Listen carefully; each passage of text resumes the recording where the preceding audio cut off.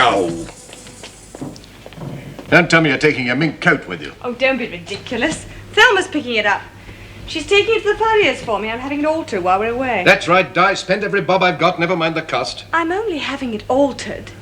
And please don't call me Di. You know I hate it. Have you found the key yet? Yes, but it won't work. I think the lock's jammed. It's a damn nuisance. We'll have to make do with the two upstairs. We could buy another suitcase. Yes, I thought you would say that. Buy. That's usually your answer, isn't it, Diana? Oh, for goodness sake, Geoffrey. You've had that case donkey's years. It looked like something out of the Ark. This case belonged to my father. It's a perfectly good suitcase. How can it be a perfectly good suitcase if you can't get it open? Sounds like the front door, but your friend Thelma. Mrs. Houston can answer it. I thought Mrs. Houston had already gone. No, she changed her mind. She's going on the 11 o'clock. I promised to run her to the station. Mr. Paxton, sir. Hello, Mark. What do you want? Oh, it's 9 o'clock. Why the devil aren't you at the office? Well, I thought perhaps you might like to borrow this, sir. When we were talking about your holiday... Oh, good morning, Mrs. Stewart. Yes, I see. Mark. My dear fellow, you shouldn't have taken me literally. I only meant... I happened to mention we were short on cases. Mark offered to lend us one. It's very kind of you, my dear chap. Very kind indeed. Looks just the job. The keys are inside. Yes, I can see that. Is there anything else I could do for you, sir? Perhaps I could run you and Mrs. Stewart to the airport. No, it's all under control. Thank you very much. Ned's picking us up and taking us to the airport. I'll see you at the office. We're not going till this evening. I hope you have a pleasant journey, Mrs. Stewart. Thank you, Mark. And a lovely holiday, I'm sure you will. It was 78 in Nice yesterday. 78? Good grief, we shall fry. It's bound to be too hot or too cold, isn't it, Geoffrey? Thank you for the case, Mark. It's a nice one. We'll take good care of it. But of course we will. He knows that. Come on, Mark.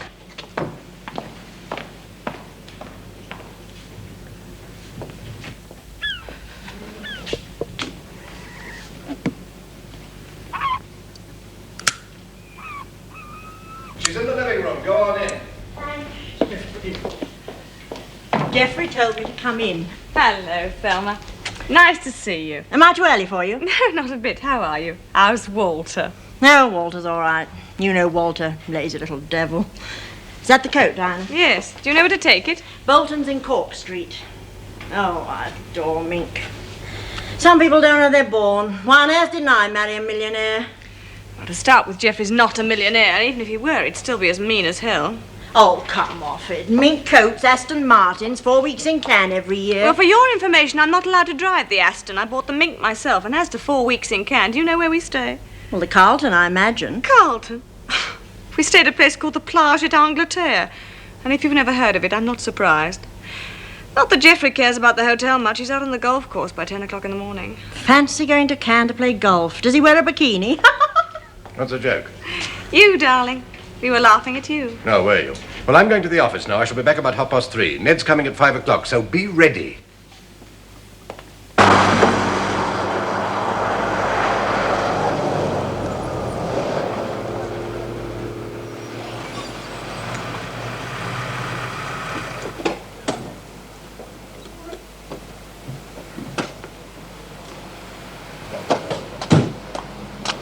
Ah, hello, Squire. Ah, good morning, Ned. How's Diana? Oh, she's all right. In a bit of a tiz. She always is when there's any packing to be done. Yes, I was going to give you a ring. What time do you want me to pick you up? Well, I told you 5 o'clock. Now, no later, Ned, please. It's a 7:15 takeoff. Now, don't worry, Squire. I'll be there. 1700 hours on the dot.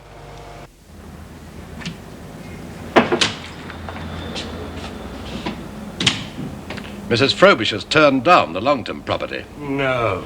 Good heavens, I thought we were home and dry with that one. Yes, so did I. Well, I've got some good news, sir. This will really shake you. I've just had a call from old man Roach. He's made an offer for Linkett Manor. Linkett Manor? What's he offered, for God's sake? £50,000. 50? Well, is it a firm offer? Yes, I think so. I heard a rumour last week that he was interested. Some talk of him turning it into a hotel. He's doing very well with that place at Bridgelet. You want a survey, of course? Yes, he's asked Len Watling to do it. Watling? That's a stroke of luck. Yes, I thought you'd say that. We're meeting this morning, the three of us. Where, at the property? At 12 o'clock. You better get hold of Watling first, have a word with him. I've already spoken to him. His car's broken down. I'm giving him a lift. Yeah. Let me see. 11:15. I suppose you wouldn't like me to come with you? I wish you would, sir. I was going to suggest it. It would be a great help. You know what Bob Roach is like. He loves being made a fuss of. You could be buttering him up while I pick up Watling. All right, Mark. I'll be ready in 20 minutes.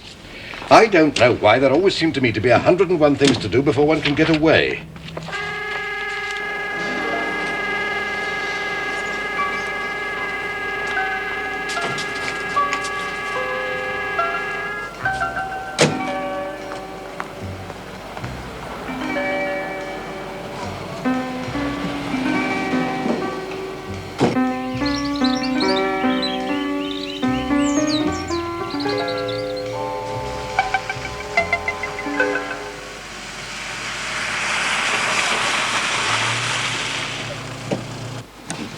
I'll be back as soon as I've picked up Watling. Right, I'll see you up at the house.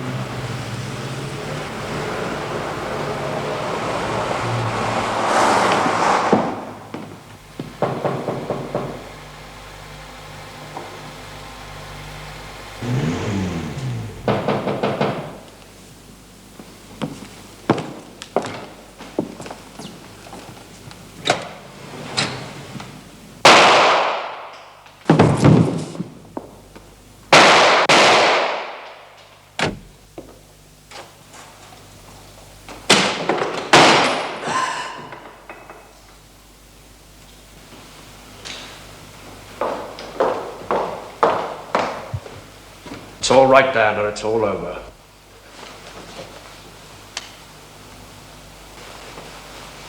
Now, don't worry. You brought my car round? Yes, it's outside. Good. Now, listen. When we've got him in the car, go straight back home. Phone me at the office later. Make it about 4 o'clock. It'll easily be that by the time I've been to Oakfield and got rid of the car. You're quite sure he's dead?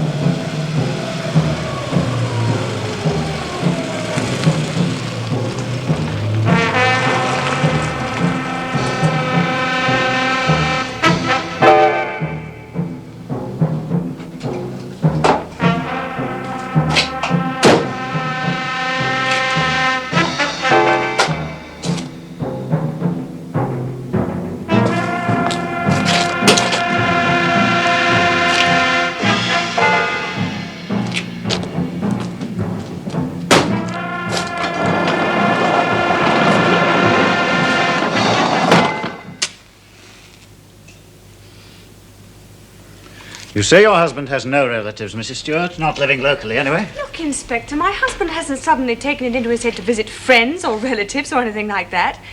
We were going away together. We were due to leave for the south of France this evening. Mr. Tallboy was picking us up to take us to the airport. Yes, I understand, Mrs. Stewart. I understand the situation perfectly.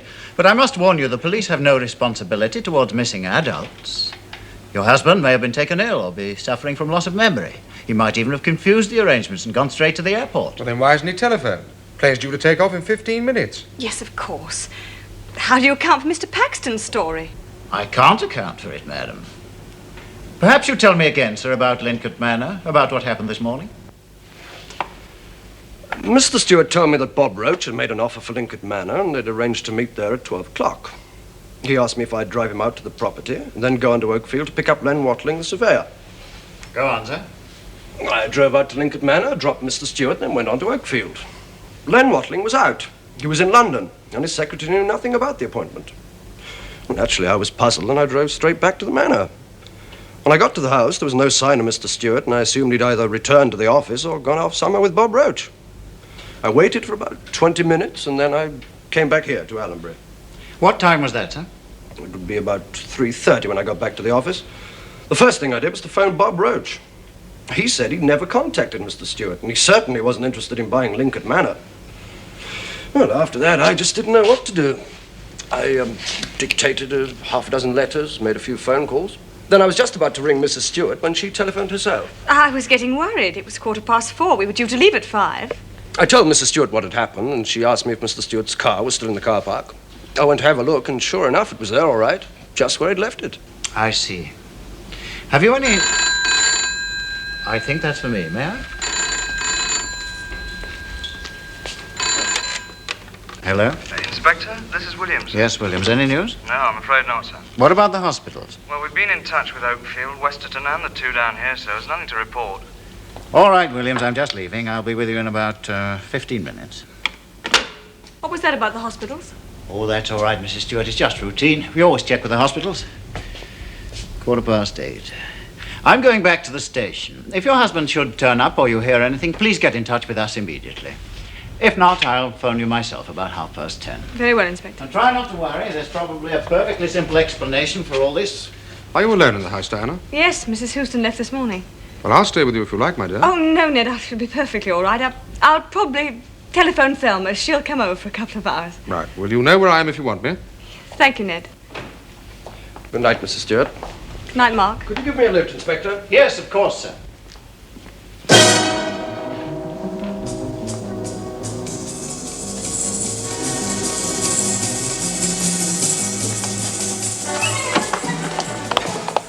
And Mr. Stewart seemed perfectly normal when you saw him this morning, sir? Oh, perfectly normal.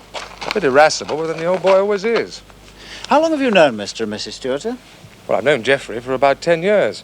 I met Diana about 4 years ago, just before they were married. They haven't been married very long, then? No, about 3 years ago, I should say. Mrs. Stewart seems a very nice woman, sir. She is. I'm very fond of Diana. And Mr. Stewart, sir?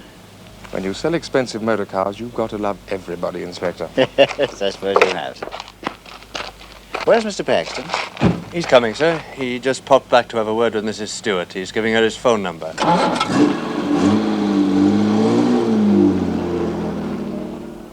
I've got the key. I'll see you when I get back from Benchley Wood. When are you going? Straight away. I should be back by 12 at the latest. Mark, I'm worried. Benchley Wood's over 15 miles away. Look, we've been into all this now. Don't worry. Why Benchley Wood? Wouldn't it be safe Diana, I if you... told you there's a gravel pit there. They're filling in a section early tomorrow morning. I've known about this for weeks. Diana, leave it to me. Believe me, darling, after tomorrow morning, they'll never find him. Not in 1,000 years.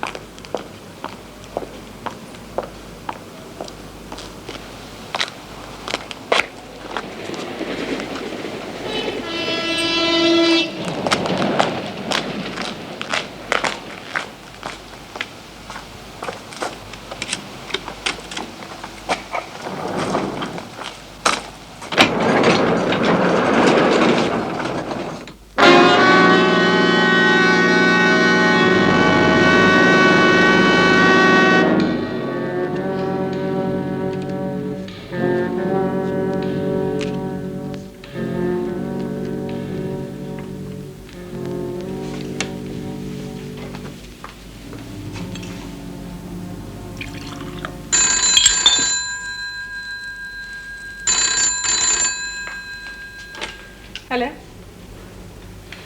Hello? Hello, is anybody there? Diana, can you hear me? It's Geoffrey. Geoffrey? Listen. Listen to what I'm saying. You've got to identify the body. They've got to think it's me. Do you understand? Geoffrey! I'll phone you again tomorrow morning at 12 o'clock.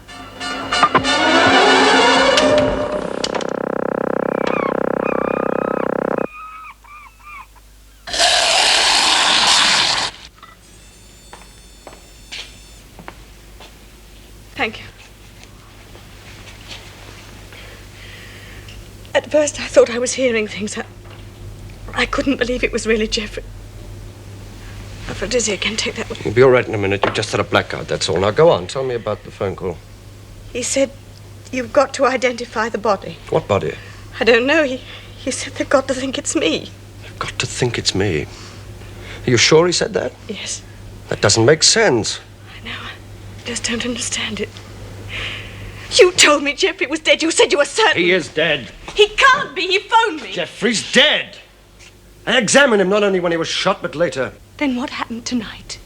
Someone took the body from the car.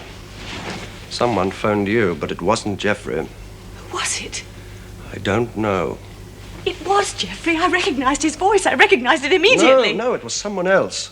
Someone impersonating him. Some bastard playing a trick on us. I tell you, it was Geoffrey. Do you think I don't know his voice when I hear it? Anyway, you'll soon know. You'll soon know whether I'm right or not. What do you mean? He's phoning again at 12 o'clock tomorrow.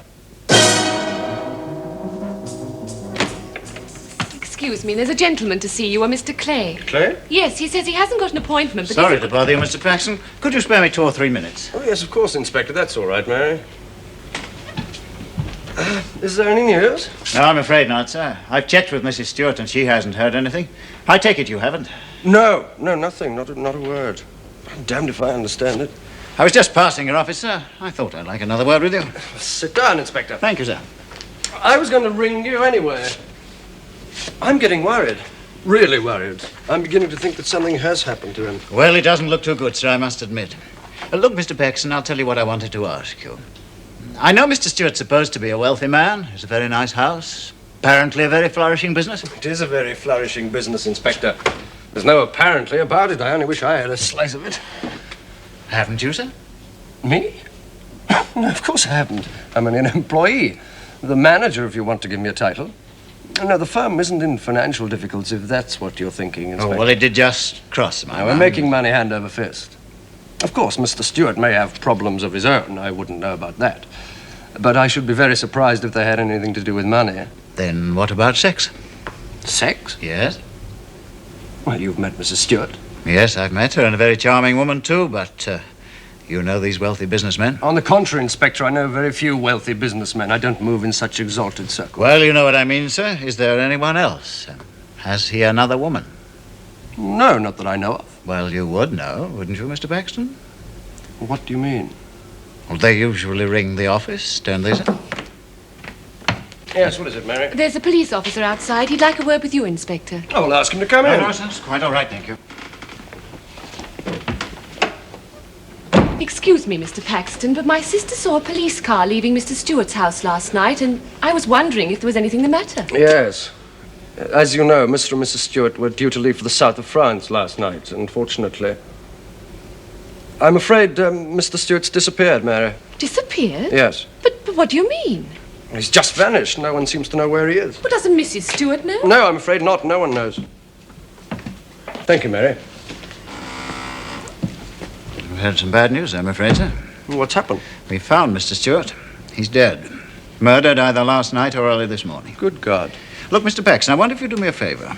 Yeah, certainly. Would you be kind enough to pick up Mrs. Stewart and bring her out to Benchley Wood? The body's got to be identified. Benchley Wood? Why Benchley Wood? Well, that's where the body was found, in the gravel pit. The gravel pit?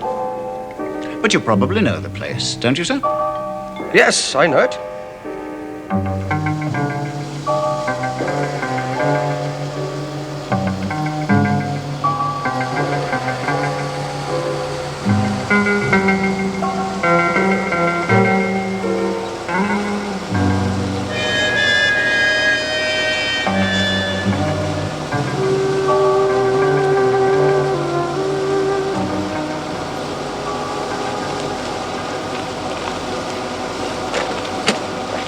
Mrs. Stewart? thank you. I'm sorry we had to drag you out here, but under the circumstances... I quite understand. Mrs. Stewart, forgive me for asking, but are you sure, quite sure it was your husband? Quite sure. You, sir? Well, he's pretty badly disfigured, but... He is indeed, sir. But he's wearing the same clothes, same signet ring. Surely it must be Mr. Stewart. Look, Inspector, I'm sure it is my husband. Thank you, Mrs. Stewart.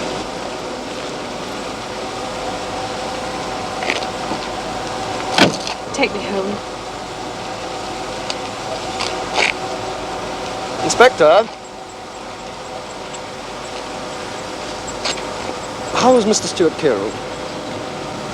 Well, we haven't had the doctor's report yet, sir, but you saw the body. It was pretty badly beaten up. I should say the poor devil put up a fight and his heart gave out. He wasn't shot or... No, he wasn't shot. He was just beaten up and dumped here. Why do you think Mr. Stewart was killed, Inspector? What was the motive? Motive? Well, he had no money on him and his wallet was missing. If he carried one, that is. Yes, he did. A very nice one. Mr. Stewart gave it to him. Oh, thank you, sir. I suppose I ought to have a word with Mrs. Stewart, ask her what was in the wallet. Oh, but under the circumstances, I won't bother her now. I'll talk to her about it later.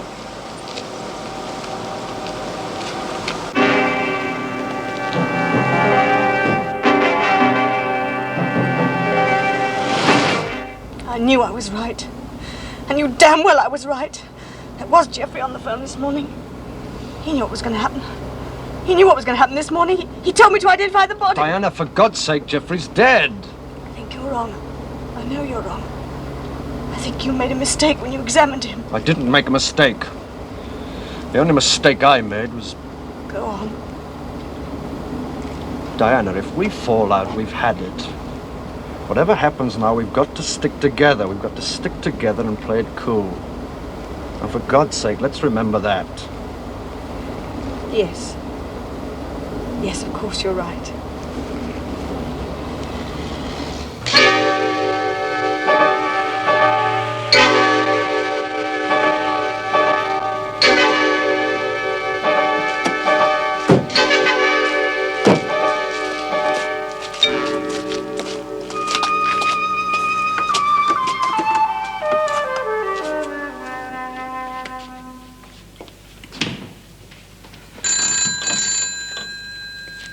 It's the phone. What time is it? Just gone 12. I'll take it.